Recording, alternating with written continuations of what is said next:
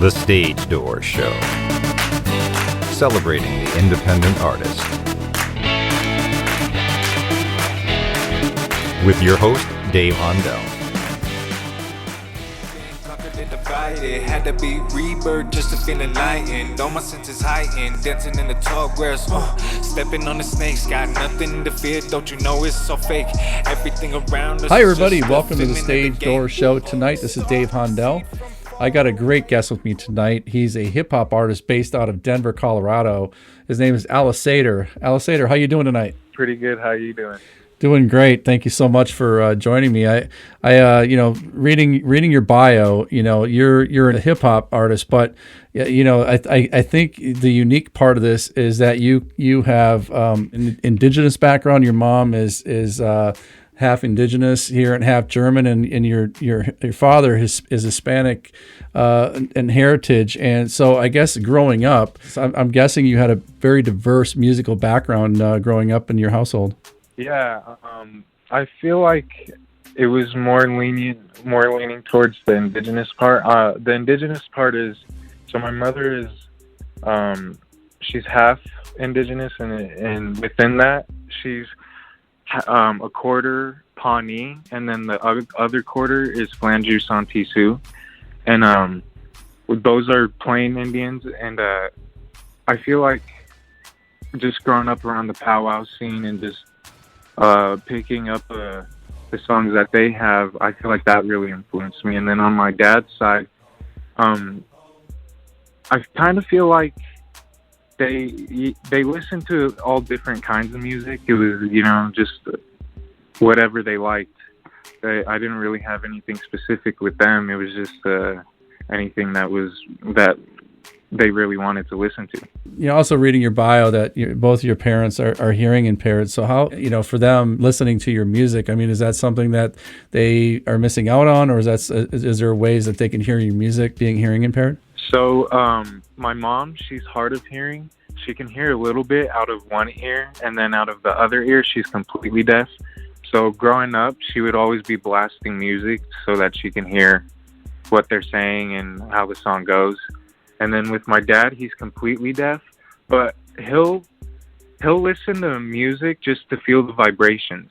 And that's how I feel like deaf people listen to music. They'll just blast it and feel the vibrations on the music. Wow, that's incredible. That really is fascinating. And also being a hip hop artist, do you have some indigenous influence in your work? Oh, I feel like, of course. Everything I try to talk about within my music is sort of a reflection on how my people have been treated, and just the truths I want to be speaking about for myself. And I don't want to say I'm speaking for everybody, but since I'm putting myself on a platform, I kind of feel like I have to speak up for certain things. So that's what I feel like I'm doing within my music. Yeah, music is a way to express, obviously, a lot of things. And, we find that more and more, I think, these days in the culture, in the environment of our world right now. And it, obviously there's a lot to be said. So do you find that things that happen in the world, especially today in this day and age, where does it give you a lot of material for your music? Oh yes, I feel like it has, and especially with this with the new music that I'm making, I feel like I'm trying to target more on specific areas of what I want to talk about. So talk about your new music. What you have an album right now, or are you working on something, and what can we look forward to hearing? So yeah, I'm currently working on a little tape, a little album. It's gonna be about 9 songs. I have a single for it. It's coming out, I want to say on Halloween, and I feel like that's gonna be the catalyst of what I'm gonna be talking about. It's just gonna be really hard hitting. I don't have a specific name for it yet, but it'll come. And then within the new tape, I feel like I'm really trying to push myself with pleasing sounds, but hard-hitting sounds, like heavy. I kind of want to say just like dark almost, but I'm just really trying to push myself to make it pleasing for everybody to hear, but also hard hitting at the same time. And I mean, I guess that in itself is unique, where, we talk about the music and the business and what kind of sets people apart in the music that you create. I guess what kind of sets you apart? Is it that, that you have different elements within hip hop, the music that you put out? Is it that, or is it something else that would make our listeners want to go hear you over the other people that are out there? Well, I kind of feel like, the elements that I'm using, I don't know, I guess I'm just trying to get influence from everything. I'm not trying to be specific on one type of feeling for the rap. I feel like I'm trying to use it as a spectrum, I guess. I got some singing songs. I've got some, songs that'll be fun to perform. They're going to be hard And I kind of feel like what also sets me apart is the time I take for my lyrics, because I just feel like people these days, they want to just throw out a song whenever, but that's fun to do every once in a while. But when it comes to making an album or something, I feel like it has to be, you have to know what you want to talk about, and you have to, be creative with the lyrics. You have to really just let it flow, just let it really flow. Yeah, it's one of the things I've talked to a lot of singers, and we talk about the process of writing music, and some people come up with what we call the perfect storm, where the music just kind of comes to you, and in 10 minutes you could have a whole song. But I completely understand where you're coming from. If you're going to have a well thought out lyrical song, that you put a lot of thought into the words. I mean, sometimes it could take up to months or even years to come up to with that right, the right song that makes sense. And there's a lot of people who have written music that will sit in a box for maybe, years sometimes before they actually feel like putting it out. I mean, do you feel like that process is more like you, where you really, before you put something out, you want to make sure that the message is just the way you want it? Yeah, I'd say so, especially when it comes to a project that's like, multiple songs, an EP or a mixtape or an album or whatever. When it comes to singles, sometimes I like to just drop the song and it'll be heavy hitting. Like Sides of the Moon, I feel like that for me was just a song I just wanted to get lit to. And it's a really good song to me. And the message in it, I feel like, isn't really specific. It's just really, I'm on my own and fuck the world, In the game, all trembling, I done been to war, I'm a veteran, I did some of y'all backpedaling, we can have no thoughts about settling, I'm a trippy tiger, fuck a lane, we ain't tame, dog, on a psyche ride, hit the gas with no brakes. The name of how did you come up with the name Sides of the Moon? Where did that come from? Just the different phases of the moon. I feel like it can affect you and affect how you feel. And I feel like it's just a powerful element. And so Sides of the Moon just fit with the song because of how hard it was. Yeah, that's actually very genius. The way you just explained it, Sides of the Moon, you're right. There's different phases. And I think depending on the phases, we all have different, different behaviors, I guess, sometimes, and the way we feel and the attitudes and all that kind of stuff. So that really makes sense. That's awesome. The other thing I want to talk about is really your marketing. I mean, what do you do as an independent artist to market yourself? Because I know that, everybody that's in the independent music world, it's not an easy, first of all, the music business isn't easy anyway. But the fact that you're an independent artist, and even if you have management or even if you have a PR team, I mean, you find yourself working, doing a lot of things yourself to really push your brand out there?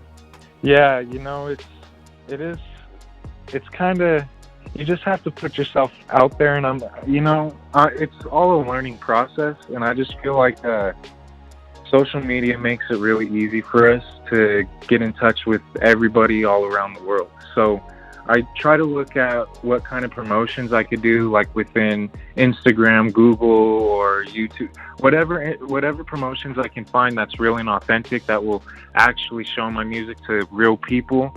I feel like that really benefits, and also trying to like, I feel like it's also kind of like music. You just have to be as creative as you can with it, and like trying to get influence off of other people's marketing schemes, you know, and trying to do it your own way, and honestly just being as real as you can be, and using pictures, videos, and whatever to promote yourself. And going on talk shows like this too. I mean, this is a great way to expose yourself. Yeah, I mean, it really is. And I think that, you know, some people miss the boat, I think, you know, and don't look at marketing, you know, as an important aspect. I think some people think the music is just going to carry them. And a lot of times I think they're have a rude awakening when they find out that, you know, they might have good music, but if you don't market yourself to the right audiences, then they're not going to hear it. So you make complete sense in that, what you just said. So yeah, it definitely makes sense. The other thing I wanted to talk about is social media. And one of the things on social media that, you know, I think is a big thing is, you know, everybody mentions how many followers you have, or, you know, that type of thing. But I think what is more important in my mind, and I don't know if you agree with this or not, but the fact that, you know, if you have people that are out there, even if you don't have, you know, 10,000, 20,000 followers, if you have just a few hundred followers and they're you know, actively engaged in your posts, or actively engaged in your music, and they're true fans, I mean, that goes a long way, right? Oh yeah, it goes. Yeah, I feel like it does, because you can see who's got the real fans and who doesn't. You know, because I don't know, social media is just a very tricky place, and you just gotta try to be as out there as you can to make people notice you. What is it like being in Denver, Colorado, and being a hip hop artist? I mean, you know, one of the things that I've always, you know, talked to artists about is, you know, I've heard people, you know, I want to move to New York or Los Angeles because that's where everybody becomes famous. But, you know, I guess in my opinion, that if you're an independent artist and you're in a town that maybe isn't a huge hip hop market, you can really put your footprint in that market and get better exposure than if you were in a New York or Atlanta, or, you know, I guess wherever hip hop is big. You know, what are your thoughts on that? You know, being in Denver, I'm not sure how big the hip hop community is there, but what are your thoughts on putting your footprint in a market like that?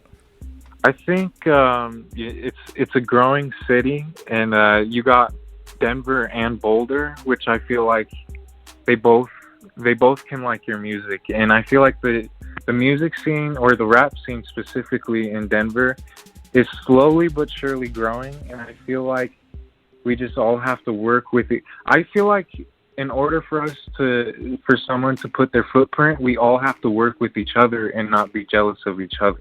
I feel like we need to help each other grow, and, you know, if people don't want to work with each other and stuff like that, that's fine. I just feel like we all have to support each other and help each other grow within this music stuff. And I just feel like Denver is on its way. We're getting there. It's gonna. People are coming though, you know, like myself.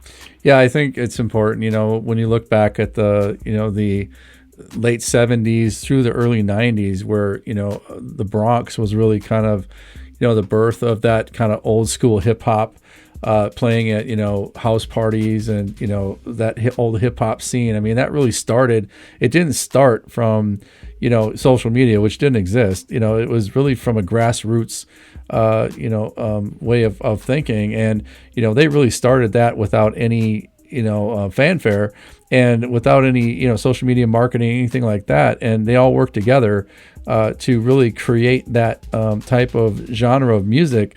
And like you said, I mean, you know, think about it, Denver could be the next Bronx when it comes to hip hop, the new age of hip hop, where, you know, like you said, if everybody worked together, you know, I think you could really blow it up.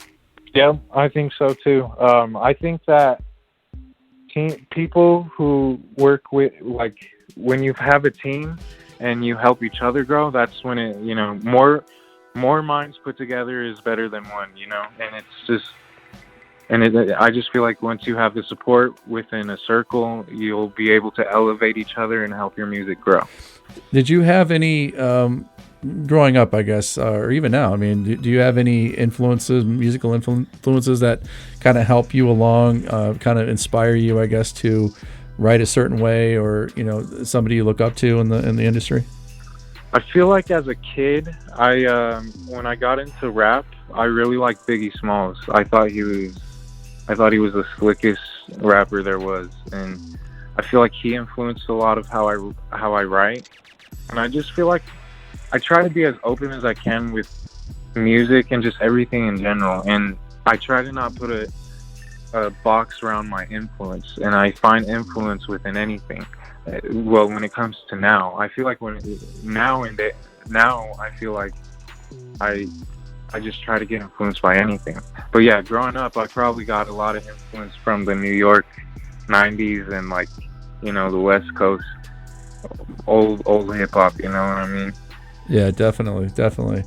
I watch a lot of documentaries, and I watch a lot about evolution of hip hop, and we talk about the 90s and so forth. I mean, even though it's old school, I think that really kind of influences some of the more current rap that we see. And just thinking about your background, the indigenous side, where music and beats are huge. I mean, that's like a big part of the music, and that has to have influenced you a little bit, I guess, to kind of maybe use elements of everything that you've heard, but also throw that in. I feel like I want to someday make a tape or an album where it's featuring just a lot of native artists, and I'd come together with producers, and we would make samples, some native songs, or whatever we find.